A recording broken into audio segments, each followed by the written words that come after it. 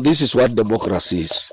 We, as an organization that I represent, which is a pressure group that was COTU, had endorsed Raila Amolo Odinga as their presidential candidate, just as it is now in Nigeria, in UK, trade union movement, trade union congress of Great Britain, and the Nigerian Labour Congress. They normally take a position. This time we took a position as an organization, and in my own self as a Democrat. So we want to thank Kenyans. One, for having kept peace. Two, and also our presidential candidate, Raila Amolo Odinga, for having resorted when we advised him that the best route, as usual, is to go to court, because we have a constitution that is live. And on 17th, after William Samoei Ruto was declared a winner on 15th of August, on 17th we convened our court executive board, and we said, since Raila Amolo Odinga has moved to court, or Azimio have gone to court, immediately after the verdict, we will be in a position to congratulate the victor in this exercise. We have taken that note, and on that advice this morning, after the confirmation, this afternoon, after the confirmation of William Samoei Ruto as our 5th president, we have congratulated him as an organization. And I personally also want to take this opportunity to very highly thank him for his efforts. And as I've said always, William is an articulate politician. That was what I was saying. But as I had envisaged that he can become a president, the 5th president of the Republic of Kenya, I did not say he can't be a president. He is a president, and I'm urging all Kenyans of goodwill to rally behind him, give him an opportunity to form his government, support him, as we are aware that our economy currently is in shambles. Let's give him time to see whether he can reorganize our economy for the purposes of improving terms and conditions of service of working men and women in the Republic of Kenya. In my opening remarks here right now, I've said Kenya is a democrat. We are a democratic society, and each and everyone in Kenya has a democratic right to take any position and to say anything under the sun in accordance with the new constitution, or to join any persuasion of his or her own choice. That is what is all about democracy. And I know William Samoei Ruto, who has a host of both local and international lawyers, will be able to understand that. It's not only on our own.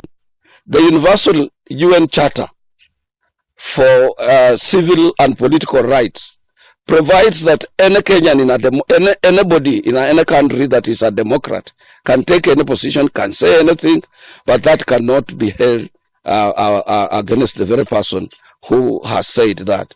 So we were in electioneering, and a winner is a winner, and a winner must be accepted. And we are all Kenyans. None of us is on transit going to Uganda or Somalia or anywhere. So we must accept that the 5th president of our republic, as it has gone all the required stages, is William Samoei Ruto. That is what we have been told, and that is what Kenyans wanted, and that is what it is. The moment of not taking back of who said this and that, and that is what William said during his opening, his speech of acceptance speech at Bomas of Kenya, that he would not be able to reflect back on who said this and that. Though he did mention casually that some said I would not be the president. But those are things that happen in any democracy. So whatever we said, whichever what I said, and whatever, it is within my constitutional right and every Kenyan's constitutional right to say anything. There are a lot of people, if you go to social media, who are writing. They have called me name, they even called William, they have called Wood, everybody. That is what the democracy, this is the freedom our people died for. Fighting that anybody one day will be in a position to say anything. People died. People started fighting for second liberation to have this constitution.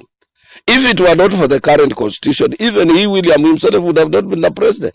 Because anybody who did show up during those days of one party system, you are taken to detention without trial. So we are saying, as a democracy, we must embrace that. We must congratulate William and his entire team, and we must accept him as our fifth president of our republic. And we must unify this country. This country must remain united, peaceful, and each and everybody should be able to go around doing his or her own businesses unmolested and harassed and protected by the same government of William Samoei Ruto, the way the government of Mwai Kibaki, Uhuru Kenyatta, as oppressive as Khan was, also it protected Kenyans and the founding father of this nation, Jomo Kenyatta. That is how what Kenya should be. And this Kenya should remain an example to other African and third world countries, that there is a country on the continent of Africa that can exercise democracy. And when they disagree within that pursuit of democracy, they move to court. And once the court's judgment has been given, they come together and support whoever the court has confirmed. In this case, I have appealed to Kenyan workers and Kenyan in general to accept the confirmation by the Supreme Court and accept and congratulate William Samoei Ruto as our fifth president of the Republic of Kenya.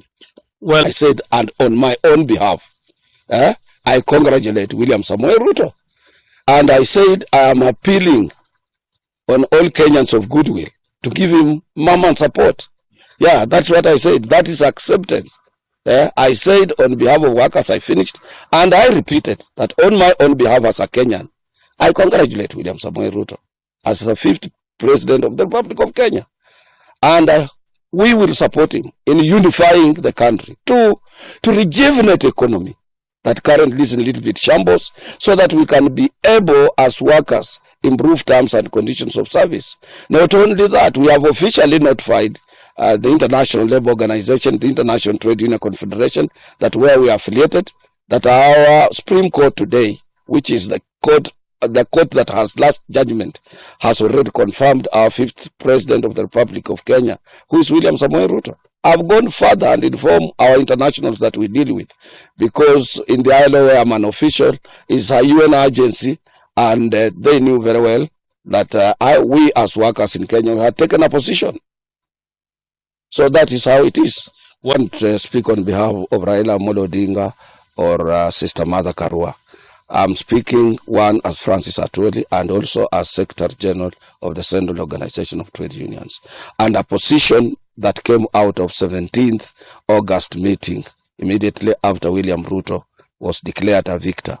We agreed in totally that immediately after the Supreme Court ruling, we should congratulate William Samoei Ruto. So I don't want to go to other, I don't want to impute or to take words that are not of within my purview and mandate to say that, oh, since the new leader said this, I should be able to side with that or not. This is an independent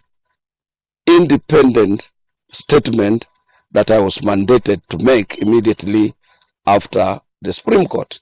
And as you are aware, in our constitution, the Supreme Court decision is final. So we don't want to go into other things. If there is another thing, it will be for another day. But currently now, what we want is peace. Our people, particularly workers, they do piecemeal jobs, casual jobs, temporary jobs, contractual jobs that you are paid once you report at your place of work. It would be very bad for us to quote cows in this country, or to expect some sort of disturbances when we know very well that we will be the most affected people. Because if there are problems in any given country, it is children, workers, and women who suffer. But we have appealed since we started these elections, and even in our campaigns, we were appealing to Kenyans to remain peaceful until we finish this exercise.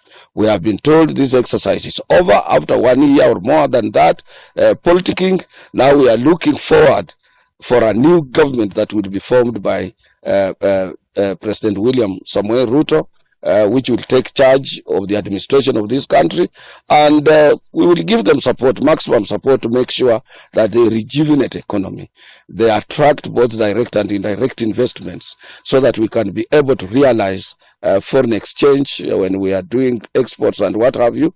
And we need to redouble our efforts in our various places of work, so that we will be able to make sure that government collects revenue and we have enough money, and also those investors can be able to grow the economies, to grow their businesses, and hence improve terms and conditions of service of our members. That is our position.